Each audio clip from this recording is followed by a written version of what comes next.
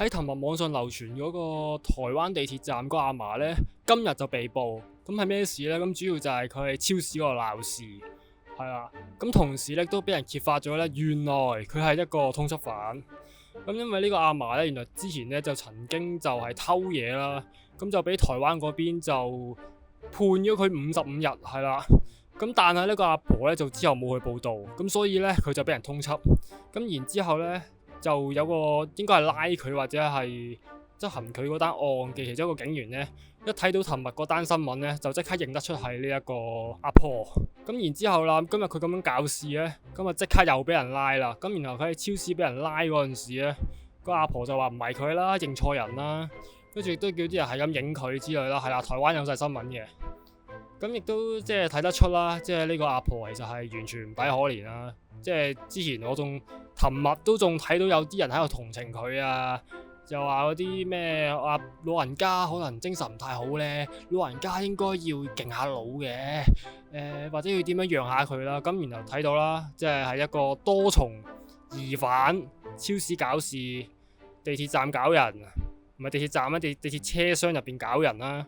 同埋係偷嘢嘅一個通緝犯，咁所以呢，簡單啲嚟講就係呢個阿婆呢都抵死㗎啦。咁依家呢，就睇下佢俾人拉完之後咁究竟係會點樣判啦。咁同時都係我都喺度講一講啦，即係我成日都覺得啊，今日一個人佢犯事，你唔好睇佢身份得唔得呢？即係成日呢啲人就會攞佢係細路啊，佢係老人家啊，佢係白卡，然之後就將佢個罪行減輕。其實我係唔認同咯。即係今日我覺得所有嘢應該一視同仁咯。哇，憑咩老人家犯事要從輕發落啊？即係憑咩老人家係有特權啊？喂，咁如果係咁嘅話，咁所有老人家犯完法之後上到庭，同個官講：法官大人，我係老人家，咁點啊？咁個官就判咗佢冇事啊？哦，係喎，因為佢老人家喎，我哋要敬老，所以咧我哋就唔可以判佢有事，係咪先？根本都唔合理嘅。再者就係你都見到啦，即係正如啱啱所講，佢係3個有問題嘅一個犯人啦，即係喺超市搞事啦，喺地鐵站度搞事啦，咁同時亦都係一個偷嘢嘅通緝犯，咁所以呢，就完全唔抵可憐。咁然之後講一講啦，咁有人就用 AI 啦，就整咗一張圖啦，咁就係呢個人，我唔知係 AI 定點啦，總之佢就整咗 key 咗佢上去戰狼300個窿度啦。咁呢個我覺得幾有意思嘅。即係點解要特登咁樣講呢？即係呢個算係題外話啦。就因為近呢幾年呢，嗰啲所謂嘅 AI 圖咧，好冇內容啊！即係所謂嘅 meme 圖係有意思啊嘛，係咪？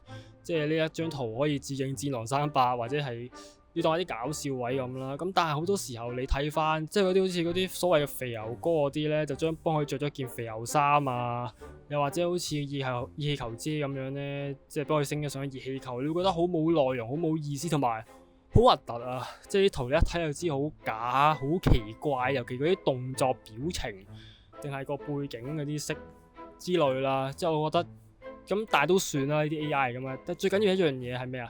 要有意思啊嘛！你睇得出你呢啲好冇意思咯，即係好點講呢？即係自從有 AI 之後，我覺得好多嘢都好粗製濫造啊，好核突啊！咁所以即係難得啊，見到有呢張圖呢，我真係覺得值得表揚嘅，係啦。咁好啦，咁今次片亦都嚟到呢度。如果啲咩想講，歡迎下面留言 comment。如果中意片亦都歡迎 like、subscribe、share。我係米哥，我哋下條片見，拜拜。